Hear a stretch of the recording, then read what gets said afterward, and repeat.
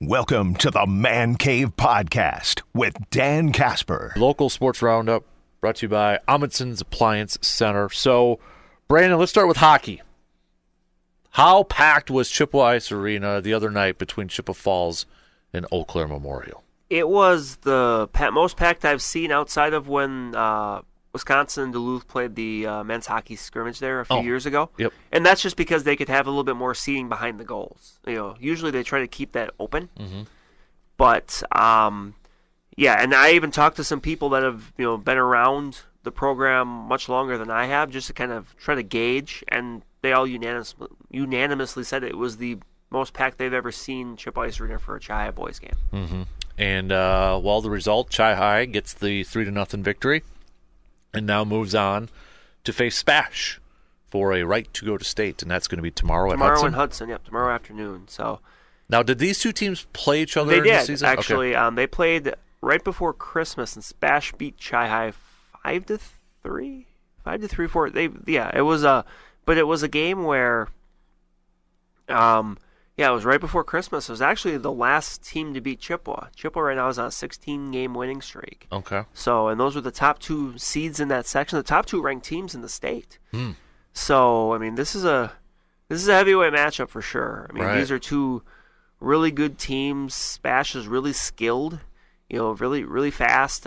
Chippewa, obviously the same thing too, but they can also play physical. Mm-hmm. So, it's going to be a really interesting kind of litmus test to see, because, Chippewa really kind of looks at, there's a few games around that time when they lost to Spash. They also lost a game to Milwaukee, to University School Milwaukee, where it kind of was a bit of an eye-opener for them. Like, they came into the year, they were expected to be pretty good, mm-hmm. and then they lost those couple games, and I think, the team kind of realized, you have to come, you can't just show up, and that was something that the coaching kind of set at the time, and they got the message. I mean, they've come out, they've played with more urgency, and they've been great. I mean, they ran the gauntlet, they won all 14 games in the Big Rivers, which is very tough to do mm-hmm. when you figure that the top three teams in that conference were three of the top, I think, 5 or 6 ranked teams in the state.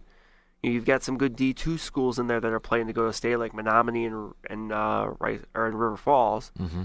So, to be in that spot they're in right now, it's it says a lot. But Chippewa has a tough task tomorrow over in Hudson with Spash. Yeah. Is it a little bit of an advantage though, travel wise for Chi High? I guess. I mean, they're more familiar with the ice. The ice arena. They played over Hudson over there, and they won over there. But it's. I mean. Was it predetermined it was going to be at Hudson? It was, okay. And I think the rule usually is that it can change, but number one, the school needs to say, we don't want to do it, okay. And then you need to find somebody else. Gotcha. And the thing with hockey is, and actually I guess really all sports, but especially hockey, is you only have so many options. Mm-hmm. I guess maybe you could have done it in Wausau, like DC Everest or something. But again, you have to make sure that you have a school that's willing to do it. Like right. When you look at basketball, a lot of times you see sectional semifinals and finals are played at a lot of the same gyms, and there's a reason for that. Mm-hmm. Because there's only a certain amount of gyms that can host it. Right. So you may look at a mat. I'll use this for an example, even though it was determined it was determined early. Like last year, McDonald played Thorpe in the boys basketball sectionals. They played at Chi High. Well, you may think, halfway, trying to do it halfway between might be Cadott. Well, it's possible Cadott either was not interested or, couldn't host it. Mm-hmm. So really, and if that's the case too with Stanley Boyd, which, since I've been here, I don't think either of those schools have hosted like a basketball sectional. Really, that was the only option unless you go out of the way to like North or Memorial. Mm-hmm. So a lot of times there aren't very many schools that have kind of the infrastructure and want to do it. And Hudson, they put in for it. They want. I'm sure they wanted it. So I mean, it's a bit goofy when you think about the travel for like a Spash. Yeah. But that's just how it is sometimes. I mean, a good example here could be in that D2 bracket where Tomahawk plays Mosinee, and it's at Mosinee. Right. And Tomahawk's the 1 seed. Right. Yeah. Yeah. So. That happens sometimes. Mm-hmm. Like, I can think of examples over the years where someone is hosted, and that's just you put in, because remember usually at the start of the year, the sectional semi will be hosted here, mm-hmm. and that's for basketball. Like sectional final is in boys hockey is the only neutral site before you get to state. Right. So that's predetermined, and it can change, but it doesn't always change. Mm-hmm. On the other side, too, New Richmond is the 1 seed going up against Amory, and that's going to be in Rice Lake. Yes, and that's the D2. And that, too, is a bit of a, travel-wise, because obviously New Richmond and Amory aren't that far apart. Right. But that's another one where, Rice Lake put in the host, and that's a really interesting one. Amory won the Middle Border.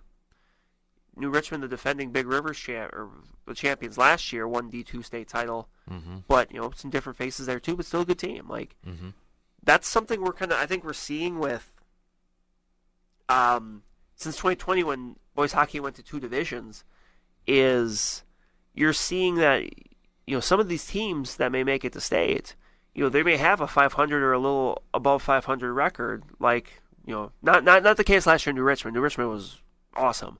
But like a team like a Menominee or River Falls, whoever wins that section, like they're going to be, they were a mid-pack team in the Big Rivers, but that just more speaks to the Big Rivers where you have 3 powerhouse Division I teams. Mm-hmm. And Menominee and River Falls were, pretty competitive against those teams. It's just that there's a difference.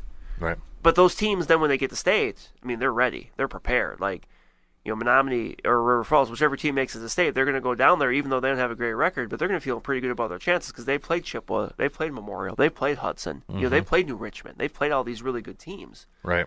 And that just helps. I've said this to people over the years, if you go to state, people don't remember your record. Right. They just remember you went to state. They don't say, well, you went to state, but you were only, 15-12. It's like, no, they don't remember that. Mm-hmm. They remember that you were playing in Madison or you were playing in Green Bay. Yep. Let's do wrestling since we got individual states going on right now, and I know you got a new piece up talking about, and this is something you've talked about throughout the season too, but with girls wrestling, kind of going on, and there's a couple or a few representatives from our area. Oh, and there's many. It's watching, kind of following along yesterday with the first day. It was, it's a lot to keep track of because, girls wrestling has just grown exponentially so much, and it's really good to see. Like, that first year, remember 2020, was it 2022? I want to say, or 20, yeah, I think so. Because the first year they did girls wrestling, like, sanctioned by the WIA state, was its own standalone separate event in lacrosse. But now it's grown to the point where, like, I think then it was kind of more or less like, qualifying wasn't quite what it is now, where, last week you had to win a sectional to make it. Mm-hmm. And most weight classes you had more than one wrestler. So, you had to win. Right. And now you've got great representation. I know we've talked a lot about, like, Eau Claire North and what they've done with girls wrestling. And, Cadots had a pretty good, early turnout for it. And I think the piece for me you're referring to would be McDonald Elk Mound, which has 2 representatives that will still be wrestling today with Mackenzie Simonson and Isabella Giza. So, but there's other ones too. Like Stanley Boyd had Anna Crejon who was down there last week or yesterday and wrestled, and there's so many others. Like, and it's good to see because, like, there, I don't know if there just wasn't the interest, because I remember covering teams that had girls on the team, but they were just wrestling boys, and it's just good to see that option is there and that so many are kind of gravitating towards it. Like, it's, as opposed to, like, well, she wrestles, but, it's not bad. It's like, no, this is legit. Like, you can very much do anything the boys can do, which is the way it should be. Mm-hmm. Yeah. So a lot of, boys and girls. Oh my gosh, there were so many teams in action. I don't want to miss out on anybody. Exactly. So you don't want to talk about something, but maybe that's something we can talk about a little bit more next week, right, once we kind of have it all fleshed out a little bit, because then we'll also have Team State, which we mentioned last week, Menominee will be at. Yep, exactly. So best of luck to everybody who's still active or alive in the tournament for individuals. Yeah. So let's go to girls basketball, because we got a lot more games tonight. Yes, we do. I know Tuesday we had some games in action, but for tonight's, Chi High won the other night, so they play Hortonville. North won the other night, so they play Hudson as well. We know Eau Claire Emmanuel is playing tonight here too. So, but with a team like Chi High, going up against a 1 seed though, against Hortonville. Polar Bears are good. Yeah, that's definitely, and that's also one of my favorite mascots in Wisconsin. So I wanted to make sure I said that, Hortonville for the Polar Bears, but. Yeah, they picked up the win on Tuesday over Appleton East. Mm-hmm. Appleton West, sorry. Appleton West, yeah. Sorry. But, yeah, Tuesday was the regional quarterfinals, so, yeah, a lot, there was, usually that first round, like, there's a lot of blowouts, but not, this year there were some, some better games, but you mentioned a lot of teams still in action. I mean, that D1 section you mentioned, that Hortonville and the one at the top, they're always, a contender. I believe they won the Fox Valley Association in the conference, which is obviously in the Fox Valley. So, right. Hudson, who was a part of that kind of three-headed monster at the top of the big rivers, along with Memorial and Menominee. Mm-hmm.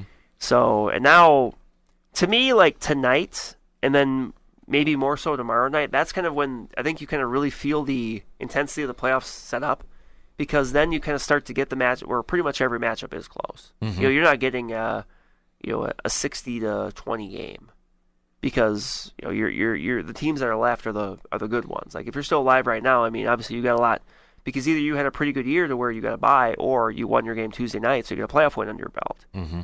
But there's a lot of teams left here that are, that are still kicking, and I think going to make for some really interesting matchups tonight and tomorrow night. That's right, because they do play tomorrow night. The winners play. Yeah, you've got that quick turnaround. Right. Of, Friday night. Okay, well, you don't really have much time. Mm-hmm. It's. Yep. And usually, I'm sure, even though coaches might not say it, there's a little bit of advanced scouting if you kind of know. Right. Just enough to say, okay, well, this is what we know about this team already. Mm-hmm. Yep. So we got Menominee going up against River Falls in D2, Rice Lake, Medford also in D2 over there. Division 3, just some of the games. We got Baldwin Woodville versus Bloomer coming up, St. Croix Falls, Ellsworth, Barron and Prescott, St. Croix Central, Somerset, Elk Mound, and Adams Friendship, Arcadia, Wisconsin Dells, Altoona, and Mauston. And that's, what did I say? That was Division 3. Division 4 here, Fall Creek, Boyceville, Colfax, Grantsburg, Regis, and Shell Lake. Mondovi versus Durand, Arkansas. McDonald taking on Marathon. Abbotsford, Stratford, Cameron, Cadets, and Chautauqua Weyerhaeuser against Phillips. And then Division 5 here, we've got Siren and New Auburn. Clear Lake's the 1 seed going up against Prairie Farm, Turtle Lake, and Clayton. Webster against Frederick. South Shore against Gilman. Gilman picking up a win against Lake Holcomb. And Hurley, Butternut, Drummond, Mellon, Prentice, and Owen Withy is the 2 seed over there too. A lot more teams in action, just kind of looking at the right, but that's just one's area. kind of immediately more in our area. Right, exactly. So, and then not this weekend, but then next week we'll know who goes to state then for girls basketball. At the end of next weekend. When we talk, let's put it this way: when we talk next Friday, we'll be talking about sectional championship games, because those will be that next day. Got it. Okay, so it narrows down fast. Yeah, it does. Boys now their playoffs start next week. Correct. Is it Monday, Tuesday? It's Tuesday. Tuesday for Tuesday. Okay. It's the same setup where it's Tuesday, Friday, Saturday for the regionals, and then Thursday, Saturday for sectionals. Okay. It's just a week behind. Okay, gotcha. I did miss a couple of teams like in Division 5 here too, like Independence Gilmanton is playing Alma Center Lincoln tonight here too. So there's just a lot of teams. I'm trying to scroll through all these brackets and do that. Neelsville in Division 4 taking on Luther. Neelsville, we know that's a program there for girls basketball. Multi-time defending Eastern Clover Belt champions. Yes, definitely. So I'm just kind of scrolling through to make sure I don't want anybody getting mad at me, which they probably already are anyways here. So, but I think that kind of covers Sparta versus Onalaska in Division 2 there too. But okay, before we get to boys basketball, I mean, are they done with the regular season at this point? Most teams are. You okay. still got the a few in action tomorrow. Most notably, I would say Bloomer facing Marshfield Columbus in the Clover Belt crossover championship game over in Neelsville. So that's the champs from the West and the champs from the East. Also, the second place game is Fall Creek versus Neelsville. Gotcha. So that's always right at the edge of the regular season there. So mentioned a little earlier, or didn't mention a little earlier, but it happened on Tuesday. Bloomer senior Dominic Schwarzenberger, someone we've talked about a good amount on the show, but became the Bloomer career scoring leader. Okay. With a big night Tuesday in their win over Cumberland, past Peyton Dockel, who had a tremendous career for the Blackhawks in the middle part of the last decade. So, he's that was a record that I think they kind of felt he could get, but it was still it takes it took some doing, because Payne Dockel was a great 4-year player for Bloomer, and piled up plenty of points. Mm-hmm. But yeah, Schwarzenberger doing that and being able to do that, I'm sure right before the playoffs is nice, just because it's just you don't have to worry about it. Right. You don't want if you're in a playoff game and you do it, you don't want to worry about are they stopping the game, that kind of stuff. So it was he's had a great career so far, and Bloomer entering the postseason as a 2 seed. So they'll be able to play a couple home games if as long as they keep winning, and they'll start next Friday for them. And then before we get to some college stuff, shout out because I know we had an individual tweet at me a few days ago, but with esports, and I know Chi High.